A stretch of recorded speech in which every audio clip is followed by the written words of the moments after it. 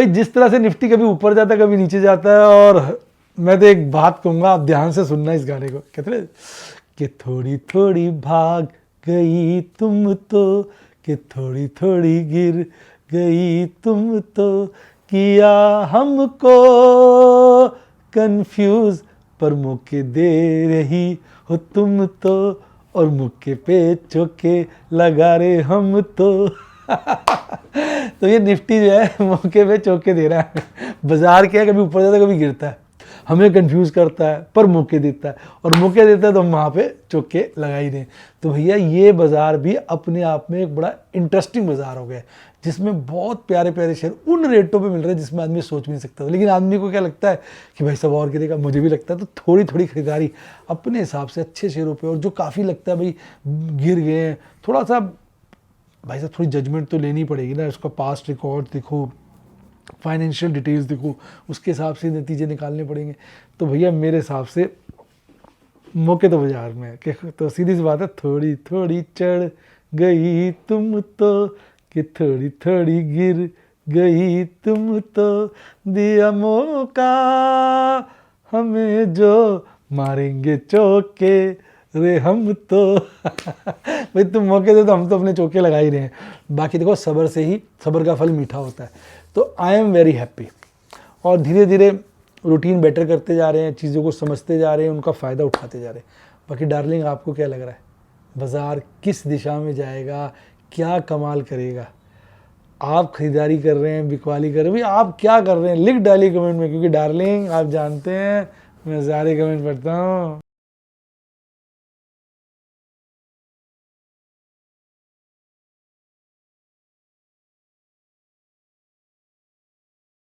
Share बाजार में assured या गारंटीड प्रॉफिट की उम्मीद नहीं रखनी चाहिए, या कभी भी किसी भी वक्त कोई भी अनएक्सपेक्टेड इवेंट की वजह से बहुत बड़ा घाटा हो सकता है, जिसके चलते आदमी की सारी पूंजी तबाह हो सकती है और वो फेल भी हो सकता है। शेयर बाजार बहुत ही खतरनाक जगह है, यहाँ एक भूल ही फाइनेंशियल तबाही के लिए काफ़ी है। मैं केवल एजुकेशनल वीडियोज़ ही बनाता हूँ, मैं कोई बाय सेल रिकमेंडेशन नहीं देता हूँ। चर्चा किए गए स्टॉक उदाहरण के लिए हैं और खरीदने या बेचने की कोई रिकमेंडेशन नहीं है। मेरा यह मानना है कि शेयर बाजार में निवेश किसी के कहने पर नहीं करना चाहिए, बल्कि अपने रिस्क एपेटाइट और जानकारी के हिसाब से करना चाहिए। सदा याद रखें, जिसने ली टिप उसकी हुई डिप। शेयर बाजार में निवेश जोखिमों के अधीन है। निवेश करने से पहले सभी संबंधित दस्तावेजों को ध्यान से पढ़ें। हाय गाइस, आपका स्वागत है आपके अपने शो MKJ टॉक्स पर इन्वेस्टमेंट इन हिंदी में।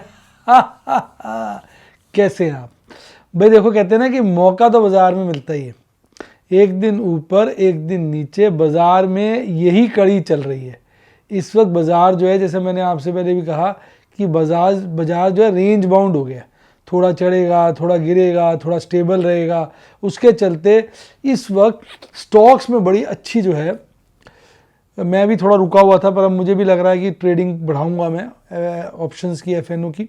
आज मैंने एक इंट्राडे किया, FNO में एक ठीक ठाक सा मुनाफा हो गया। आपने शेयर नहीं किया? नहीं, क्या चीज़ सर? प्रॉफिट इंट्राडे ट्रेड में एक अच्छा मुनाफा हुआ, कहा नहीं था ना। तो सुबह बेचा था, शाम को स्क्वायर ऑफ कर दिया। तो आजकल तो यही चल रहा है। तो बस ये है कि अपना कैश मैनेजमेंट, रिस्क मैनेजमेंट करके ये सब चलना चाहिए, और यह बहुत अच्छे शेयर अच्छे रेटों पे मिल जाते हैं। अब ये आदमी की चील जैसी निगाहें होंगी, जिसको पता होना चाहिए कौन सा शेयर अच्छे रेट पे उपलब्ध है, तो भैया वो उस हिसाब से शेयर तो खरीद सकता है। मेरे को तो लग रहा है ये बहुत अच्छी अपॉर्चुनिटी चल रही है, जितना पैसा है धीरे धीरे आदमी इन्वेस्ट कर सकता है। बस कैश मैनेजमेंट करके चलना पड़ेगा, क्योंकि हमें ये तो पता नहीं बाजार कितना गिरेगा कितना गिरता जाए, तो उसका कैश मैनेजमेंट देखो हमें करके चलना पड़ेगा, जो कि बड़ा ही ज़रूरी है। आप मेरी बात से सहमत है कि नहीं, कमेंट में लिखिए। अच्छा, अगर आज की बात करें तो आज जो है मूड माहौल बाजार का, पहले FI से शुरुआत करते हैं।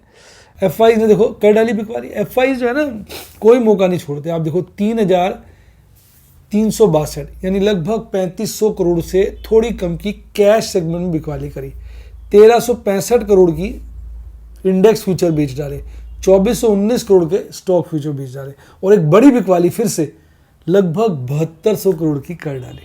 DIs ने खरीदारी करने की कोशिश करी, पर उनकी खरीदारी जो है सिर्फ 2700 करोड़ थी, जो FIs ने जितना कैश में बेचा था उससे कम थी, जिसके चलते आज 2 दिन के बाद नेट कैश सेगमेंट में बिकवाली आई है 645 करोड़ की, और हल्का सा बाजार गिर कर सिमट कर बंद हुआ है।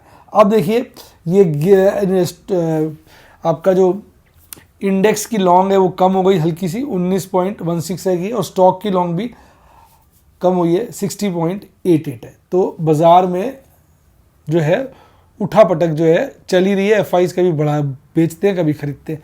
आज एक बड़ा अचंभित करने वाला काम हुआ है कि आज डॉलर इंडेक्स बहुत बढ़ गया, 109.27 पे आ गया डॉलर इंडेक्स। देखिए अब 109.23 और 24 की पीक पे आ गया, बस 22 की पीक रह रही है 112 की, वो देखो काटता कि नहीं काटता, और ये काफ़ी नेगेटिव है। क्रूड महंगा हो गया, अब क्रूड भी नेगेटिव है। रुपया कमज़ोर हो रहा है, ये नेगेटिव है। 10 ईयर ट्रेजरी यील्ड जो है, अब आप देखिए 10 ईयर ट्रेजरी यील्ड भी अगर आप देखेंगे भाई साहब काट दिए सारे स्तर, 24 और 25 के हाई पे आ गई है, 23 के हाई पे नहीं है अभी, 24 और 25 के हाई पे, 23 का हाई कटना भी रहता है। तो बड़ा बुरा हालत है। और जो आपकी डॉलर इंडेक्स है वो 23, 24, 25 तीनों के हाई पे,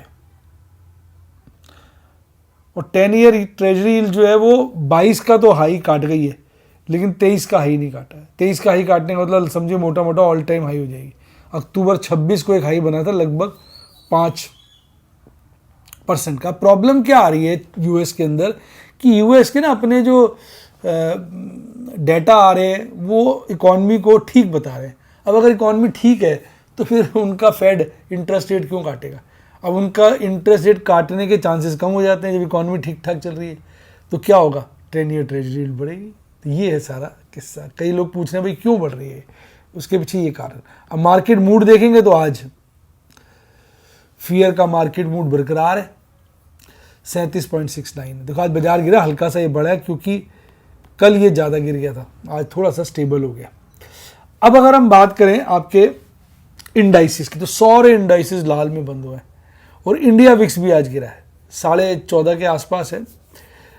बाकी यार सारे इंडाइसिस गिरे हैं। हालांकि बड़ी गिरावट अगर आज भी देखेंगे तो स्मॉल कैप 100 और स्मॉल कैप 50 में थी, बड़ी वाली सबसे बड़ी गिरावट 1.5% से ज़्यादा की। मिड कैप में 1% से ज़्यादा की थी। देखिए फिर निफ्टी बैंक में 0.25% की थी। सबसे कम फ्लैट जो रहा वो निफ्टी 50 रहा। बाकी सब इंडाइसिस अगर निफ्टी डेक्स 50 देखेंगे 0.8% और बाकी 100, 200, 500 तीनों ½ % के नीचे ही गिरकर बंद हुए।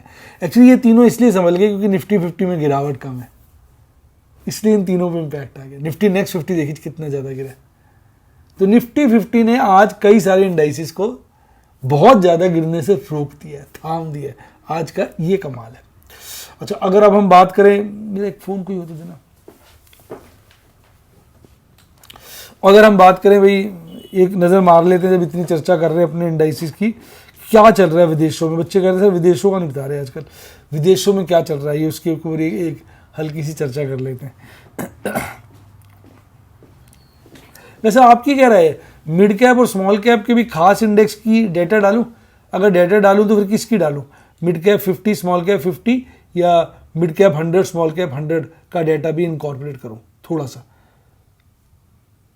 क्या आपकी राय है कमेंट में लिखिए, फिर उसके हिसाब से मैं तय करूंगा। भाई आज अभी तो इस वक्त अगर आप देखेंगे डाउ जोन्स जो है 0.25% गिरा हुआ है। यही हाल US 30 का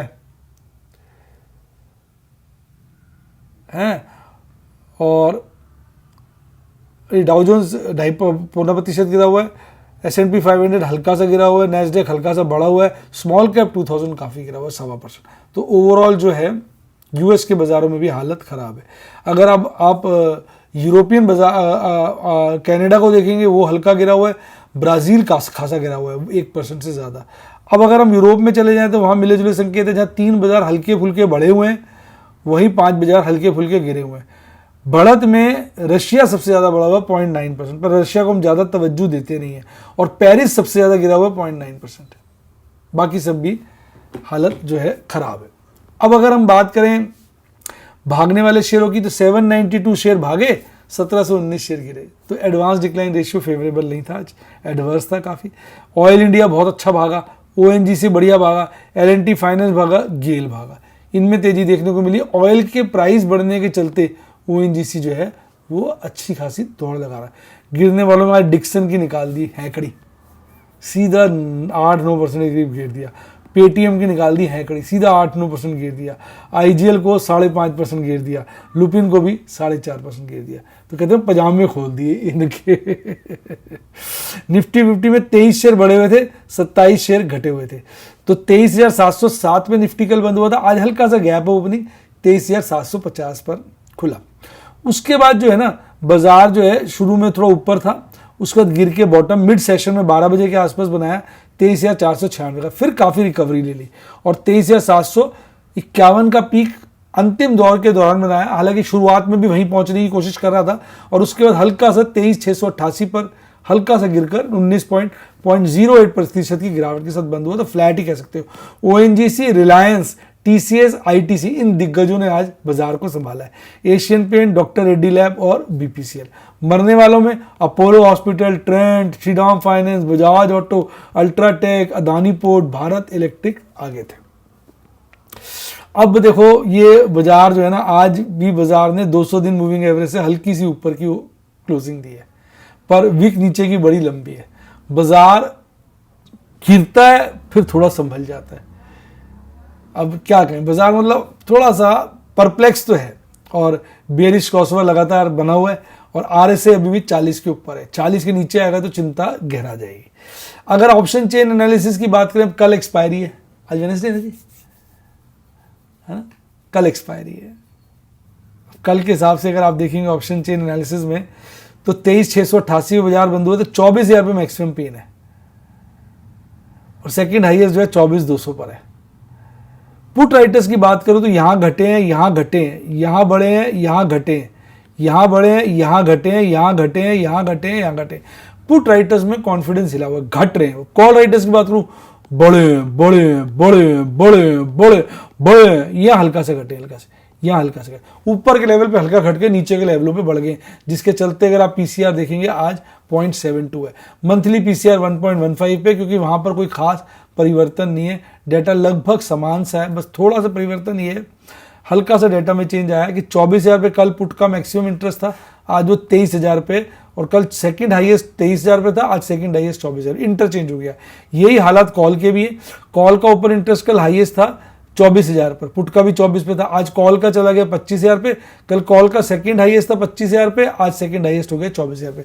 यानी हाईएस्ट और सेकंड हाईएस्ट कॉल और पुट दोनों में इंटरचेंज हो गए, पर मैक्सिमम पेन अभी भी 24 और 25 पर बना हुआ है। हाईएस्ट 24 पर है, सेकंड हाईएस्ट 25 पर है। तो बाजार में इस तरह का सिलसिला बना हुआ। निफ्टी बैंक की बात करो तो 3 शेयर बढ़े हुए थे, 9 शेयर घटे हुए थे। निफ्टी बैंक जो है 50,202 पे खुला, बंद हुआ था, वहीं खुला, खुलते ही आज का पीक बना लिया 50,246, फिर गिर गया, फिर थोड़ा कवर किया, और जब इसने बॉटम बनाया तो 49,390 के लपेटे का बनाया, और फिर 50,000 के नीचे ही बंद हुआ अच्छी गिरावट के साथ, लगभग 450 पॉइंट गिरकर 0.25% के फॉल के साथ ये आज बंद हुआ है। Axis bank, IDFC first bank, bank of Baroda भागे हुए थे, बाकी सब गिरे हुए थे। बड़ी गिरावटों की अगर मैं बात करूं तो ICICI बैंक में, PNB में, HDFC बैंक में देखने को मिली। SBI भी काफी नीचे आ गया अगर आप देखेंगे। अब इसके चलते अगर आप ये देखेंगे तो इसकी कैंडलें लगातार आप देखेंगे ओपनिंग और क्लोजिंग 200 डेज मूविंग एवरेज के नीचे दे रही है। RSI भी 40 से काफी नीचे है और बेयरिश क्रॉसओवर लगातार बन रहा है, तो ये काफी कमजोर हो रहा है। निफ्टी बैंक इस वक्त कमजोरी के संकेत दिखा रहा है, तो इसमें कमजोरी कह लो, ओवरसोल्ड कह लो, हो सकता है भाग जाए। मैक्सिमम पेन इसका वही 52,000 पे बना हुआ है, और बाकी जितनी भी पोजीशन पे हल्का फुल्का चेंज है। इसका ज्यादा इफेक्ट ना 15 तारीख के बाद आएगा। PCR इसका लगातार गिर रहा है 0.68, यानी कमजोरी हर तरह से दिख रही है। भाई मैंने तो आज 4 कंपनियों में शेयर खरीद लिए, एक इंट्राडे ट्रेड करके ऑप्शन में ठीक ठाक सा मुनाफा बुक कर लिया। मैं ये कह भाई पार्टी के पैसे निकाल लिए बस, और क्या। अभी तक तो मैं थोड़ा कम काम कर रहा था, अब मैं इसमें थोड़ा सा काम बढ़ाने की कोशिश कर रहा हूँ। 4 कंपनियां जो है मैंने करी। तो भैया यही सब चीज़ें मैं देखो आपको बताने की कोशिश करता हूँ कि आदमी को ना इमोशन से काम नहीं करना है, दिमाग से काम करना है। दिल और दिमाग, इसमें रहती है लड़ाई। मैं दिमाग से काम करता हूँ, यही चीज़ें आपको सिखाने की कोशिश करता हूँ। मैं कभी बाय सेल रिकमेंडेशन नहीं देता। कोई पूछ भी लेता है तो भाई अपने रिस्क एपेटाइट से ट्रेड करो, मैं कहूँगा सीखते वक्त ना ही करो तो अच्छा है, जब पूरा कॉन्फिडेंस है तभी करो। या कोई फाइनेंशियल एडवाइजर जो पर्सनली आपके साथ बैठ के आपको गाइड कर सके, उससे हेल्प ले लो, या अपनी रिसर्च करो। ये मेरे बिल्कुल सटीक से जवाब होते हैं। हाँ, सीखना चाहें तो सिखाने के लिए मेरी वीडियोज़ हैं, डेमोज़ हैं, सिनॉप्सिस हैं। आप मेरी टीम को कॉल कर सकते हैं 70 11 323 077 पे 70 11 323 077 और यूट्यूब मेंबरशिप सेक्शन में जाके भी स्टूडेंट बन सकते हैं। इसके अलावा अगर डीमेट अकाउंट नहीं खुलवाया तो लिंक डिस्क्रिप्शन बॉक्स में, या मेरी टीम को कॉल करिए, वो आपकी मदद करेगी। टेलीग्राम चैनल का लिंक भी डिस्क्रिप्शन बॉक्स में। इसी के साथ साथ bye, God bless you, happy investing, और आप स्टॉक मार्केट के बेताज बादशाह बने।